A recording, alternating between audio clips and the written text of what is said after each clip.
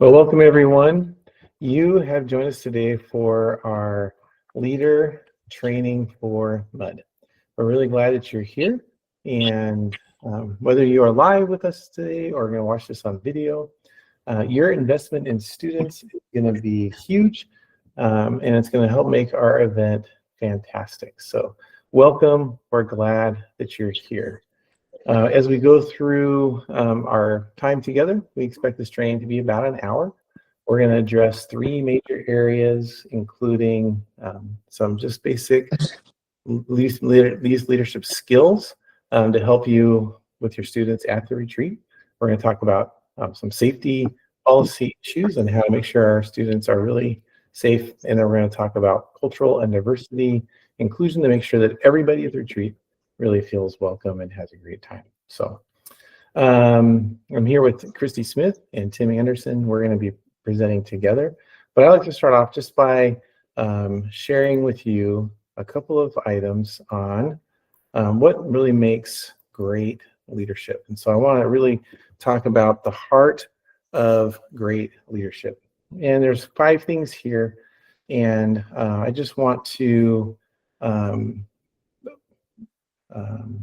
go through them quickly. So the first one is to lead like Jesus. So Jesus, as we know, was a servant, and we expect all of our leaders to embrace that heart, his heart of servanthood, as we approach our time at MUD.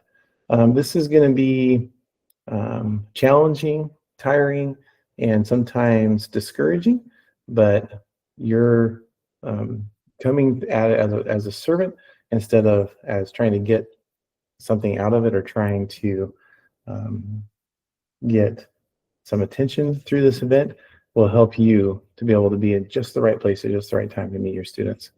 We ask you to lead proactively. And so by proactively, we mean to be an initiator instead of an observer and a responder. And that is going to include a couple things. One is if you see a discipline or a problem issue, we ask you to jump in, even if it's not your students. We're all kind of in this together, and we want to make sure that all of our students are having a great time, not just the students that we're responsible for. But beyond that, also to be proactive about the spiritual dynamics that are going on with your students, and to jump in and ask questions about where they are with their Lord, and what are they feeling right now? What is God working, and how is God working in their lives? We ask you to lead flexibly, and by that we're talking about being able to flex with what's happening in the program. We ask our leaders to consider themselves to be shock absorbers for their students. There will almost certainly be moments at our retreat when things don't quite go the way you or your students expected. And so when they are frustrated and they are not sure what's going on, it's your role to absorb that shock and help them through it. Not to make it worse by compiling complaints about the issue. If you have complaints and such, you can come to us. We're your shock absorbers, but you're the shock absorber for the students. And then we ask you to lead encouragingly. This is a key part of having a great heart of leadership. Be positive, be looking for opportunities every chance you get to uplift a student. Even if it's, hey, you did a great job, singing with that song, or that was really fun playing Ultimate Frisbee with you. We caught that Frisbee, that was so much fun. Or even just a small thing like, man, thanks for making the bed or whatever. Those things, you never know. God's going to use those things in their lives. It's an easy tendency in youth ministry to adopt like sarcasm as a way to think, oh, I'm having fun and I'm connecting with students. And it can be fun, but encouragement is an even better way to connect with students than sarcasm. And then the last one is authentically. We ask you to put aside your agenda and any hope that you have to gain followers or influence on this, but instead to just be you and with your students. And so that can mean sharing. We'll talk a little bit about boundaries around sharing and stuff like that. So we'll get to that. But we just really want you to bring yourself, who you are, to our events. And if you do these 5 things, lead like Jesus, lead proactively, lead flexibly, lead encouragingly, and lead authentically, we think you will be able to embrace the heart of great leadership, and it's going to go a long ways for your experience and your students' experience to be as good as it can be at the retreat, but also for everybody's, our whole collective experience to be fantastic. So I hope you take those things to heart. So we're going to dive into our first part now of 3. Part 1 to talk about essential skills for youth events. And these are going to be helpful for our retreat, but they're also just like great skills to have for youth ministry in general. And Kirsty is going to kick us off for that. Take it away, Kirsty. Thanks, Eric. So at a retreat, of course, you are going to have a hard time helping your students be where they're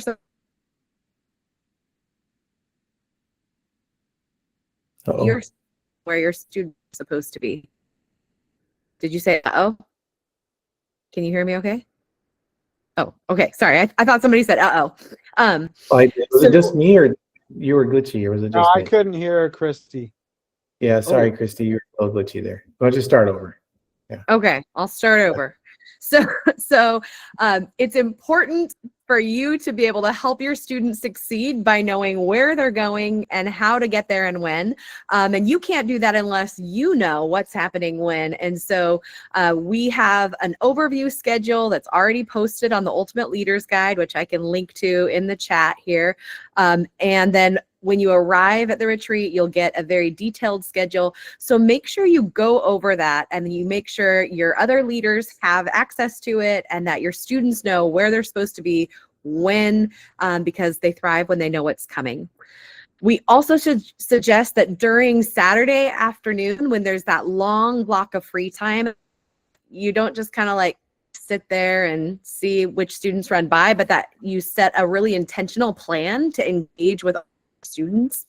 If you open up that training manual that I linked to in the chat, you'll see kind of a sample of how you can do that, with breaking up each hour of the free time into different students to connect with and make sure you're engaging with them where they are, which comes to another point, that we really want you to participate with your students in activities. And that doesn't mean you have to play every game, have to line up your.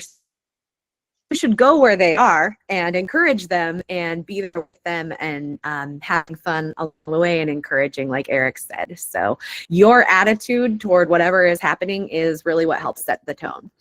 And then make sure that you, and if you have other leaders coming with your group, make sure that you guys take time to strategize so that you know each day who's going to be focusing on whom, and you make sure that all of your bases are covered. And that will help you manage your group and your schedule time. Tim. So we want to help you to care for students well. And basically the approach to this is just being a shepherd to your students. So going the pace that they need, and just keeping an eye on them, noticing what's going on, and adjusting to responding to their needs. And so you are going to have the heart of a shepherd, and you're also shepherding hearts of your students. So the concept of being a shepherd just applies directly to students. You stop, you notice, and you respond to the needs around you. So in terms of health concerns, just being aware of their general overall health status and what their needs might be, dietary restrictions or medication needs. This is important in communicating with the people at camp, but it's also important in thinking about where you're going to stop on the way down and on the way home if you're getting food. So just always be ready to offer extra support if needed. You want to monitor for signs of exhaustion, dehydration, or illness. And so just, again, encouraging students to practice good hygiene, to wash their hands, drink water, and to get rest. It's tempting to stay up forever, but encourage students to rest. Carry or have a first aid kit near and ready for cuts or scrapes, for bee stings, injuries, allergic reactions, and know when and how to involve medical professionals. And we will be there to be encouraging and helpful along the way as well. So watch for overeating junk food and subsequent stomach illness from that. Don't police their eating, but be prepared to help if someone gets sick. And then just social concerns. So just practicing again that ministry of presence. Sometimes being nearby is like in itself like enough. And just watch for students who feel or seem withdrawn, overwhelmed, or struggling. I would just encourage you to know when to listen, when to speak up and encourage, and when to refer to us as leaders. And I'm going to pass it back to Christy. Thanks, Tim. So during the retreat, you're going to have the opportunity after most of the worship sessions to facilitate small group time. So we encourage, if your group has more than 8 to 10 people in it, think in advance about how you're going to break that up into smaller groups and which leader will be with which students, so that everybody will have an opportunity to share during those times. And then make sure that you are using that time as the Spirit leads. We will have discussion questions for you, but of course, sometimes, almost all the time, there are rabbit trails, but sometimes those rabbit trails are really fruitful and are part of what the Spirit is doing in your students' hearts. So be discerning, be ready to go off if it seems like it's a fruitful rabbit trail. But in order to lead this small group well, we encourage you to review the discussion questions in advance. If we get those ahead of time, we will give them to you even like the week of the retreat, several days in advance. So you can read those and be prepared. If we don't have them then you'll get them when you check in your check-in packet. If your students have been sitting for a long time, you might want to try like a quick energizer to get students moving and get the blood running and back up to their brain before sitting down.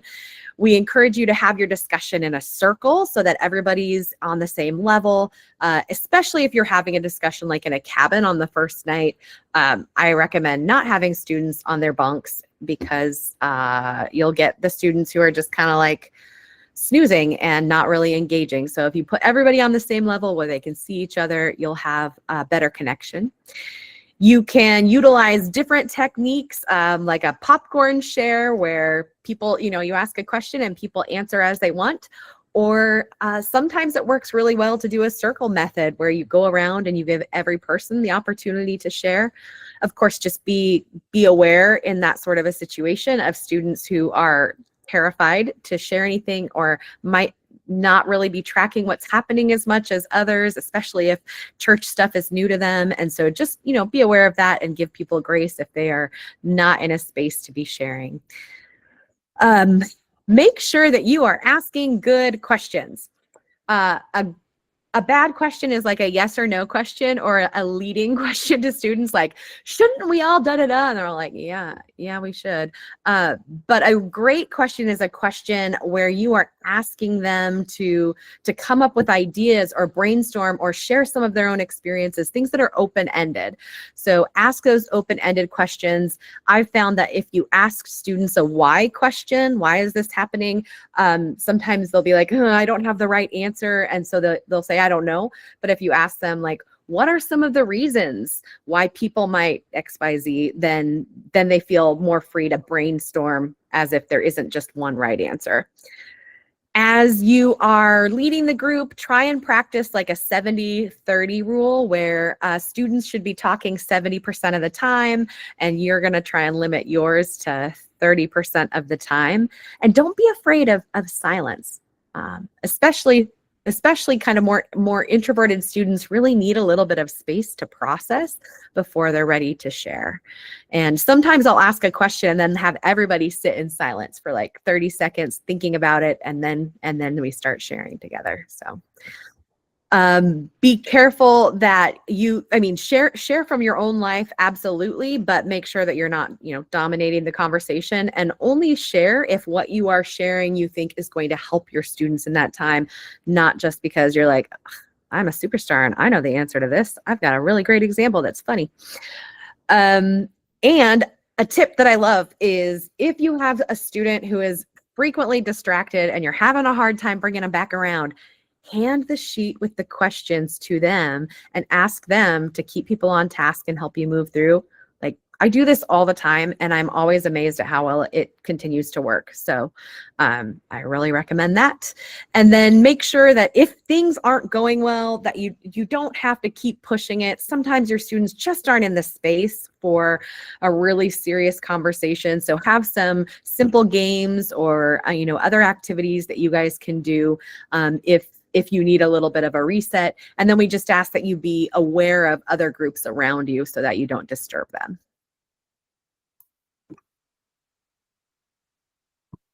Is it my turn?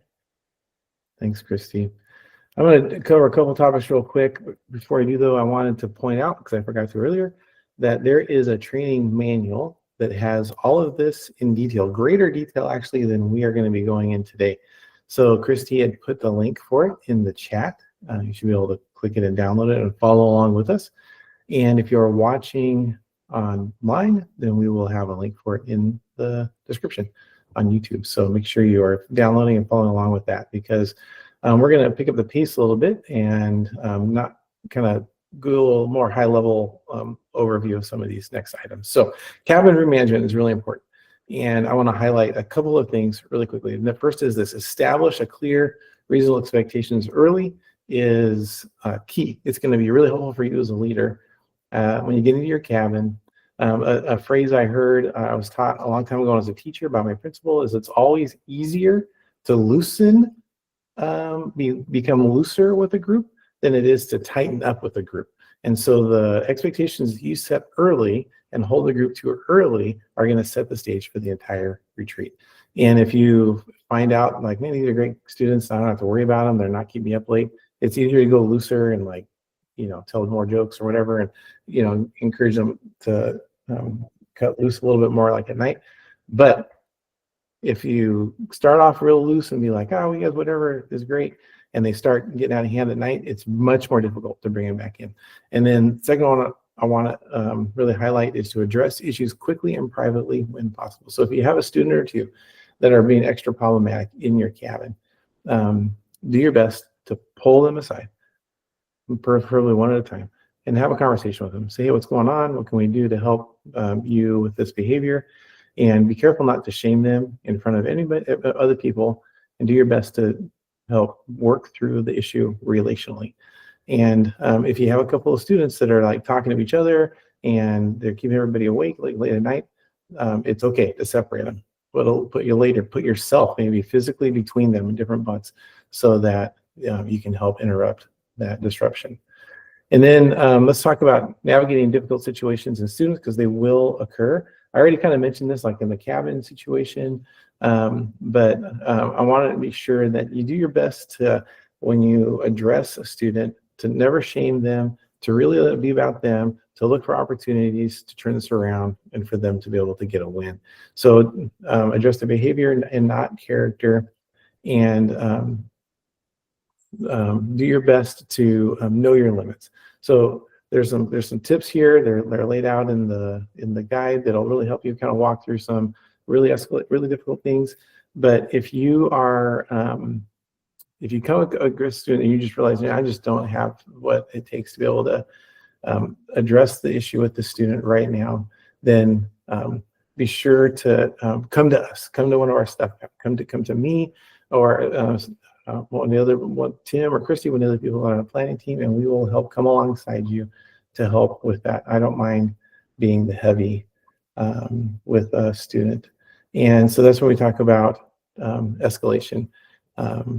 If there are, you want to know the difference between like typical teenagers and them just kind of being sometimes annoying and hard to deal with, and what might be a more concerning pattern. And then be sure to come to senior leadership with those concerns. If you have a question about that, we'd be glad to talk you with it. And if there's a serious incident, we will help document that with you so that there won't be any potential issues with legal issues later on. All right, I'm going to pass it on to Tim to wrap the section up, talk about planning for follow-up. Yes, I just want to encourage you to really think intentionally about the impact that this event can have, that this retreat, that MUD will have for your students. And it'll be wonderful there, but we're praying and hoping for lasting impacts and results. So there's great info in the guide about things you can do before the event. And then more specifically, as you're departing, like helping students to start thinking about what do they want to get out of MUD. And then just want to encourage you to be intentional about following up with students after MUD. We know you're busy and we know you've got a lot going on, but it's really cool to continue these conversations once you get back home. And so there are many good ideas and resources in the manual, but thinking through maybe how can you connect retreat themes to upcoming teaching programming, or serving, like inviting students to serve, or kind of in light of a commitment maybe they made over the weekend. We also would encourage you to maybe give students an opportunity to share with the whole church body about their retreat experience. And that's a great way to not only share what happened at MUD, but also to have students get up in front of your church and make that deeper connection with your congregation.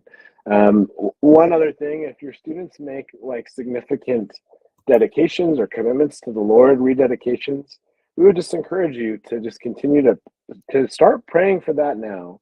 And then as you get home, if that happens, ask students, how can I pray for you? How can I meet with you? How can we get you more plugged in or get you more in the Word, those kinds of things. So be thinking about those next steps for your students. I'm going to pass it to Christy. Thanks, Tim. So that kind of wraps up our section on essential tools. And now we're going to step into part 2, which is safety policies regarding minors. So our heart is to have with God and with one another. Oh, and we're losing you again, Christy. My back? Sorry, Christy. Again. Yeah, now you're back again. Yeah. You were. If I go away again, feel free somebody else to jump in and do my section. Okay. But we expect that students are going to have a great time at this retreat, connecting with God, connecting with other people, and experiencing personal growth. But we believe that happens best when we are able to create a physically, emotionally, and spiritually safe environment. And so these policies are policies that we've created in that regard. And the first part shouldn't be a surprise to you, which is that we have set basic guidelines for leaders who will be at the retreat. They must meet basic guidelines for their age, for maturity, for their faith, and they have to have passed a recent background check and then completed this training. So if you are a group coordinator, it's your job to help ensure that your leaders meet those standards and make sure you have those recent background checks completed in the last 3 years. So first of all, we're going to talk about upholding physical safety and health as a priority. So don't let students come if they're sick, especially if they have a fever or other symptoms. And if somebody gets sick at the event, we do have a nurse, Lisa Watley. She'll be there. There'll be a nurse's station near the area where you check in when you get there. So make sure you can seek help from her. But if there is a severe injury or emergency, make sure you start with 911. Call 911 first. If you don't have cell service, get to a place where you can call 911 so that we can get help on the way, since it's kind of a remote place. And then please don't allow or encourage students to engage in unsafe behavior. And keep in mind that all adult leaders together have the authority to intervene if any student is behaving in an unsafe manner, or leader. But I guess I would maybe approach a leader a little bit differently depending on what was happening. But so don't feel like you can't say something if they're not your students. If you see something, say something.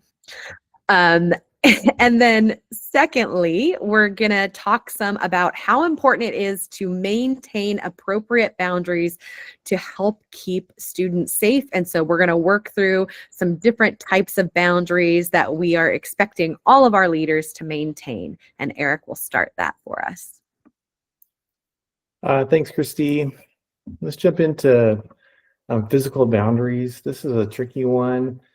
because we want to protect dignity of our students and ourselves, but also safeguard against sexual abuse. Really important.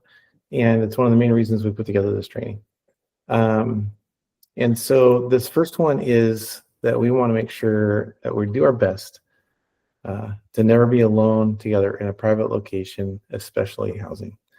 And there are times when it might just accidentally happen, or you find yourself there. We understand that.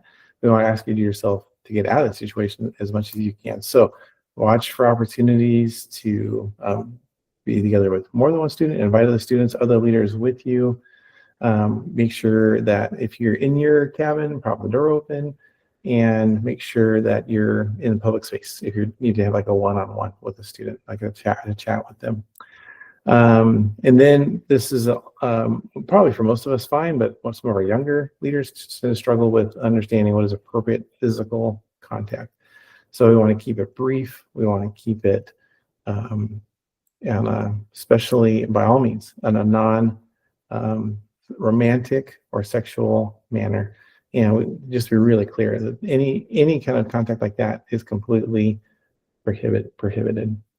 And then the last couple of things is when you're in a room, we're talking about rooms again, you never be sharing a bed, and always take the opportunity to change your clothes in the bathroom in a private space and to sleep with some clothes on. We don't ever want to find ourselves being nude in front of our students. Christy. So we also want to make sure we're maintaining relational boundaries. So keep in mind your role is as a leader, a shepherd to supervise students. It is not to be their doctor, their therapist, their parent. So make sure you know what you are supposed to be doing and don't go beyond the scope of the role that you have with the students. Please try and ensure to serve as a role model in your speech and in your actions. So keep in mind that obscene or sexual jokes or references or stories are prohibited and are grounds for being sent home. Honestly, that's just very inappropriate around students.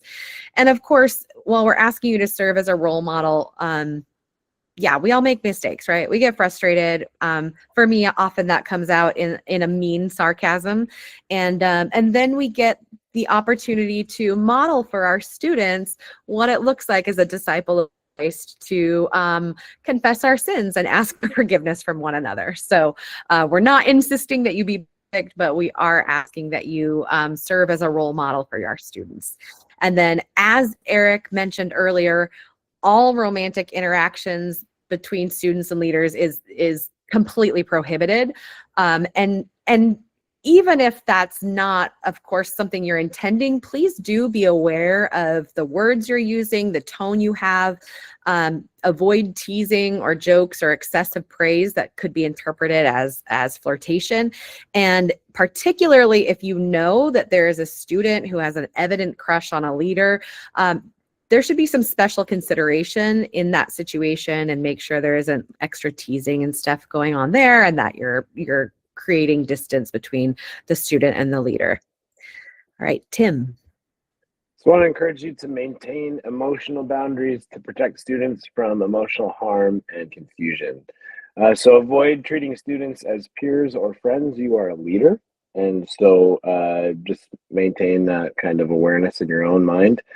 Don't use them as sounding boards for processing your own experiences, your emotions, or whatever's going on in your life. And do not use students to meet your own relational or emotional needs. This doesn't mean you should ignore those needs, but find those with peers or connecting with others that are around you in your community. Or you can always reach out to us. We're happy to talk and chat and help you process with things, right? So planning team staff, youth commission, find adults to connect with in that way.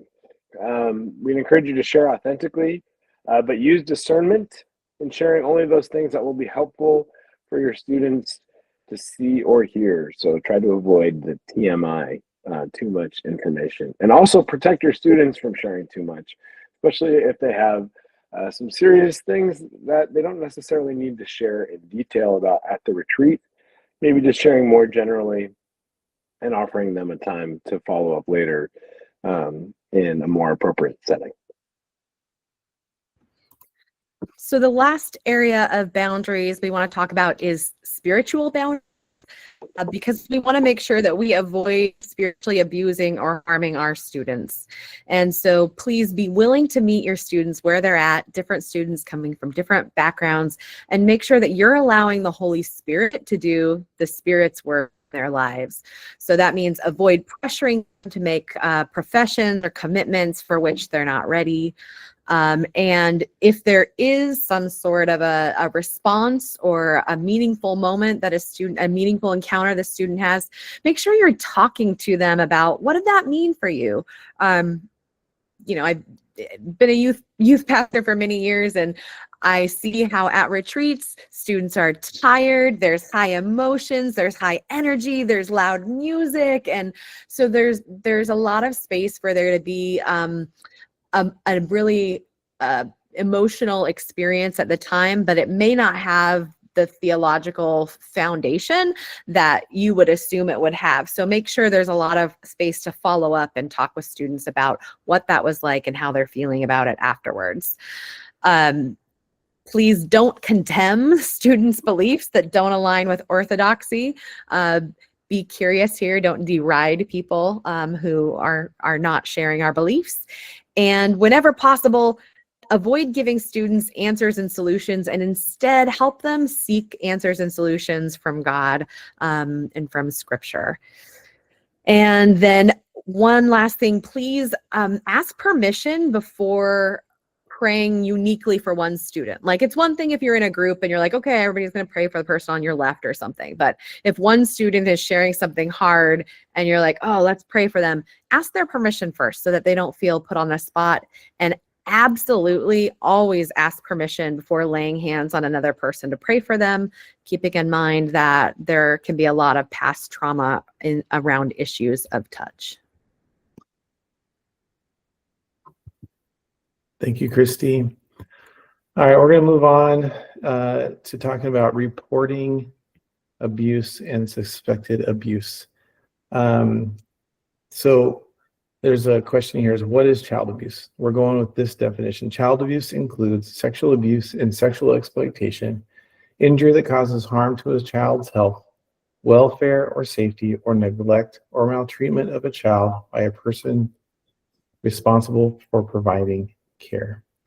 And first question almost always we run into when talking about this is this question of, what if I'm not certain?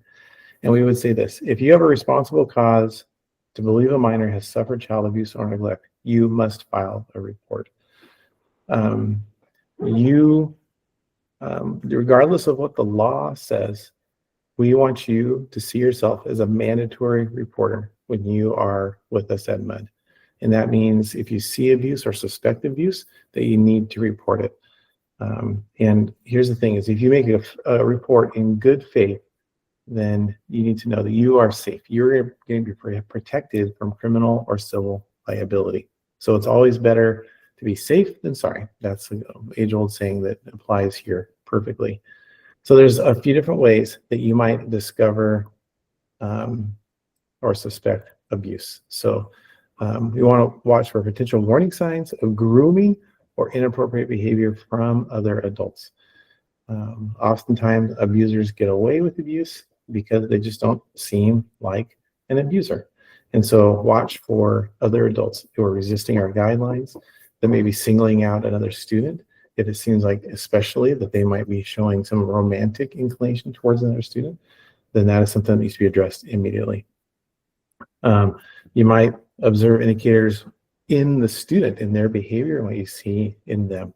And this in the small time frame of our retreat might not quite apply, but this will certainly apply to your relationship with students and your ministry with them back home. Abuse can be seen through injuries that don't quite make sense or are unexplained.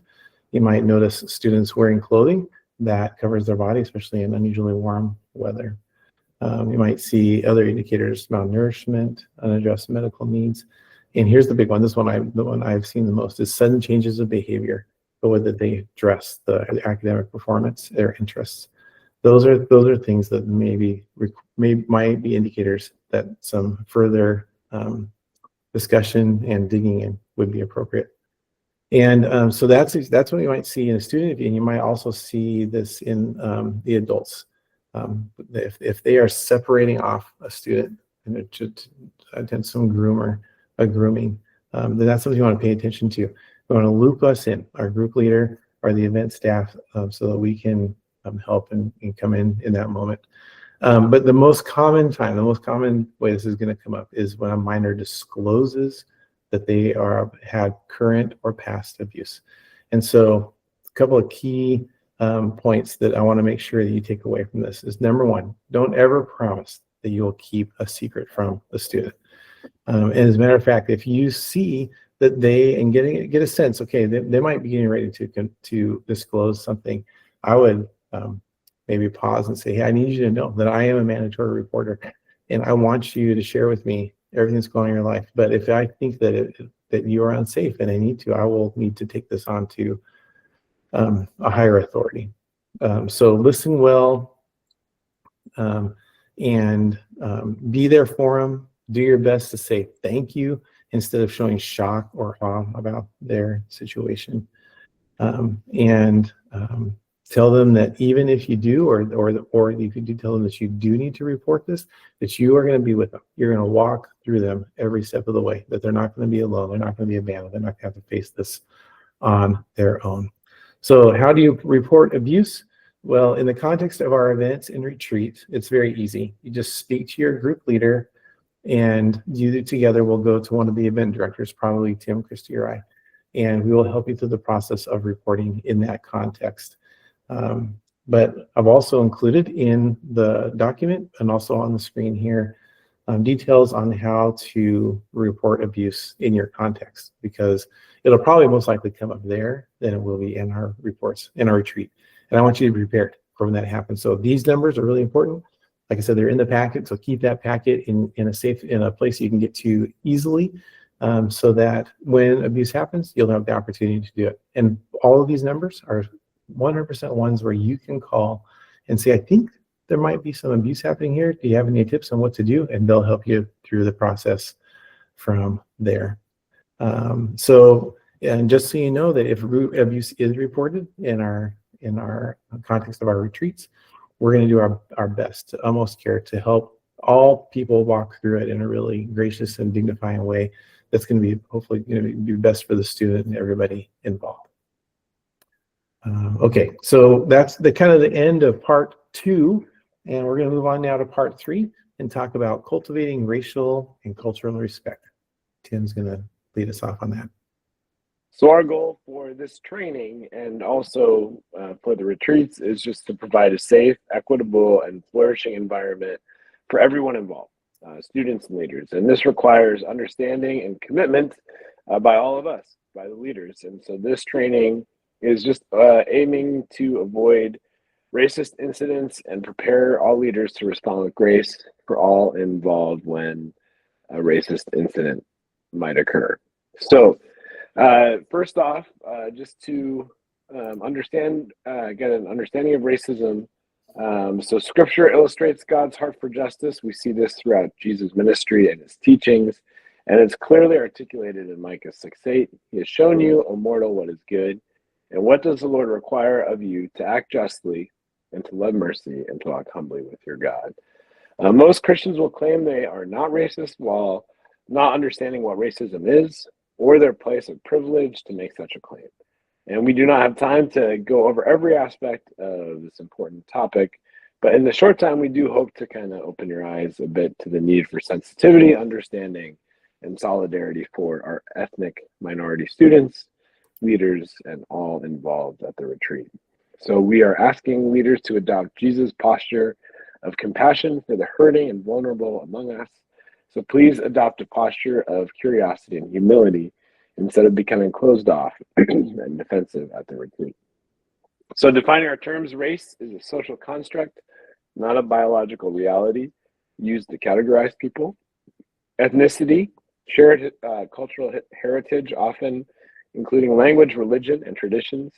Prejudice, preconceived opinions or attitudes about a group of people, often negative. Discrimination, actions based on prejudice that negatively affect one another.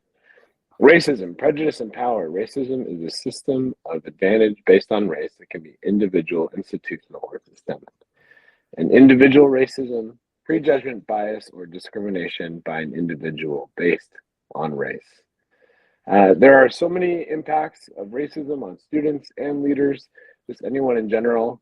So mental and emotional health impacts, impact on self-esteem and identity formation, academic or social consequences, and just validating. We need young people to feel validated as they experience some of the bumps and some of the challenges, some of the things that come up in their life. We need to listen well and be good shepherds of the students that God has entrusted to our care. So Christy's going to talk about preventing racism at MUD. Thanks, Tim.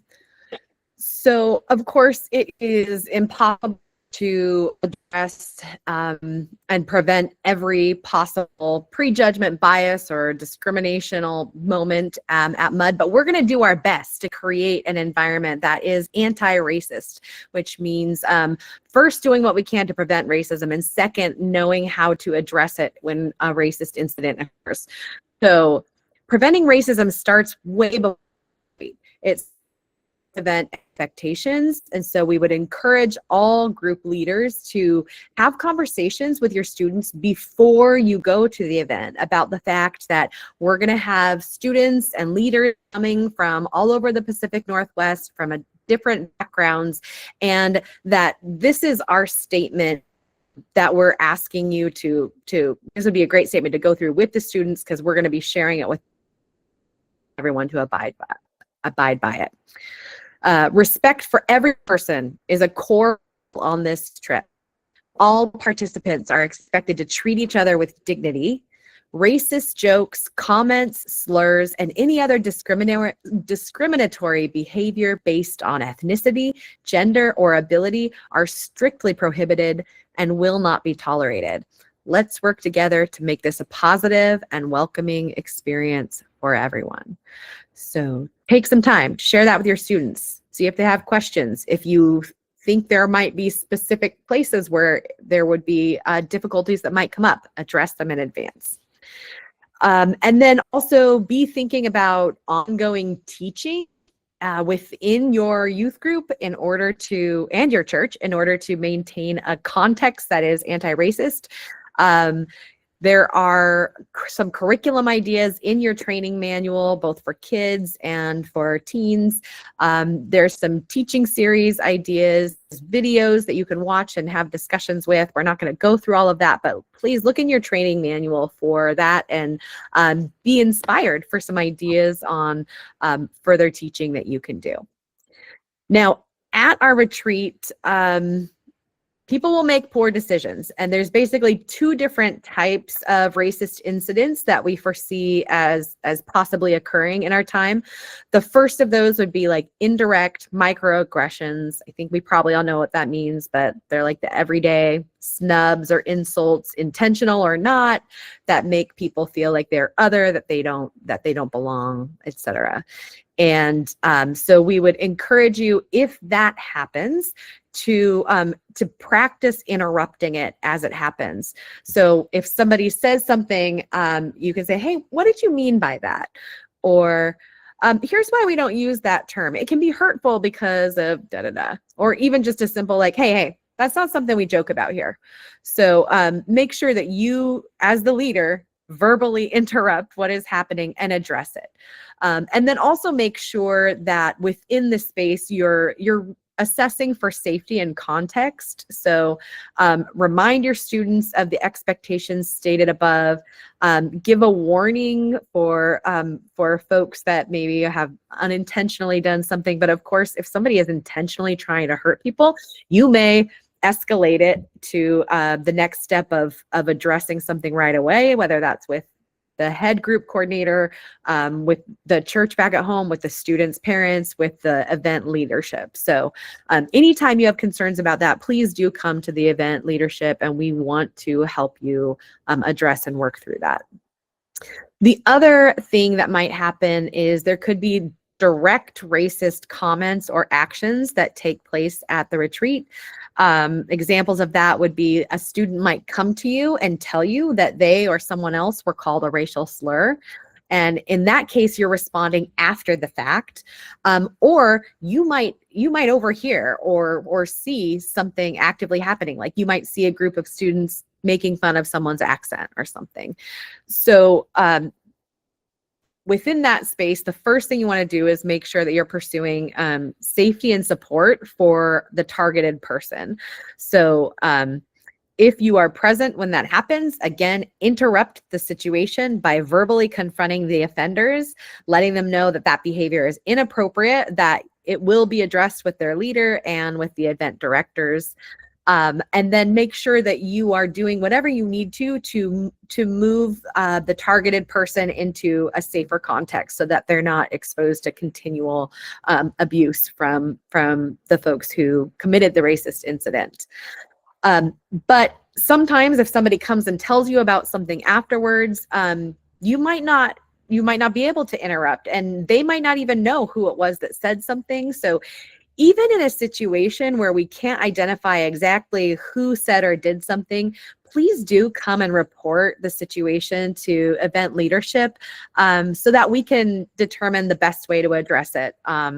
If there are things happening and we're not sure who's doing it, we might address it with the entire camp. So we want to make sure that we're not just going, whatever, and letting things go by.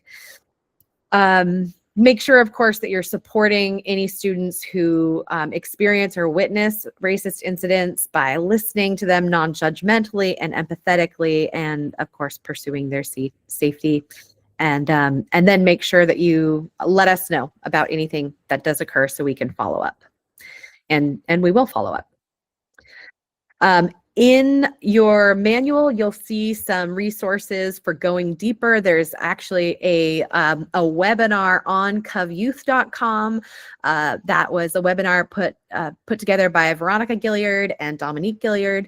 And I highly recommend watching that. Is it about an hour, Eric? Mm-hmm. Yeah, so it's like an hour long.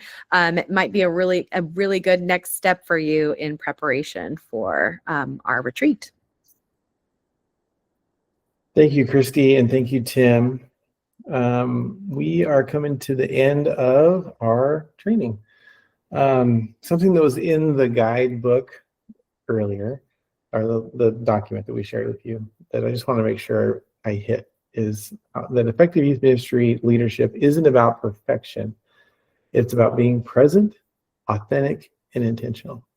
I hope that this training has really helped you to embrace those three things so that when you come to MUD, you can truly be present with the students, authentic with them and with God yourself, and intentional about the way you are ministering to and with them. And if we're able to do that, I think we will achieve the statement here. By serving faithfully together, we will have a great event, giving Jesus the best opportunity to work in our students' lives, which is what it's all about. Great, thank you. So hopefully you all know where you can find links to your current MUD roster so you can see what students are registered. If you have students who are registered that you don't know, like somebody invited a friend and there's a name and you're like, I don't know that person, I don't know how to reach them to tell them when we're leaving or whatever, reach out to me and I will be happy to send you contact info for all of the people in your group. If you don't need that early, you'll still be getting it, but you'll just be getting it like the week before the retreat. I sent out emails previously, but sometimes they get caught up in the spam filters. So I did put in the chat here a link to our Ultimate Leaders Guide, and that has so much good information for you, especially if this is your first time coming to camp, if it's your first time at MUD, if you have other leaders who are coming and it's their first time. Point them to that resource because there's a retreat details page, which goes through like a schedule overview. It tells you our arrival and departure time. It has a packing guide that you can copy and paste and send to students. So check out the retreat details page. And then there's another page that provides a detailed schedule that will walk you through the whole weekend. And it'll give you tips and advice about what to expect for every moment. So it'll answer questions that you might not even know you have yet, like, well, what do I do if a student's like overwhelmed with, sensory issues during the worship session? It'll tell you where they can go and what that space will be like. It will tell you the things that you want your students to know about before they come, like the fact that at MUD we have a polar swim, that we do the mud ball and people like to dress up fancy, that there might be some dance party moments, that there's going to be a lip syncing contest. And so your group might want to start thinking about a song and start preparing their performance now. So all of that information is in the schedule, and it'll tell you things like that and how your students get their food if they're gluten-free and stuff like that. So make sure you check that out. And then lastly, I know everybody always wants to know, where are we going to be housed and what color team are we going to be on? And also, if you look at the leader's guide, it'll tell you, I can't answer that until registration closes. So I'm sorry about that, but once registration closes, I will send out bills to churches who have done church scholarships. And so please pay those invoices as soon as possible. And then I will start, once I know how big the groups are, then I'll start doing all of the housing stuff and putting that together. And once we know the housing, then I can make the team. So I will get you that info as soon as I can. Sometimes it doesn't come out till the Wednesday before. If it's not complicated with a lot of late things happening, then I can get it to you even earlier. So those are my announcements. Thanks. Good job, Christine. Well, thank you again, everyone, for coming. Thank you for watching this recording. We're really looking forward to seeing all of you at MUD.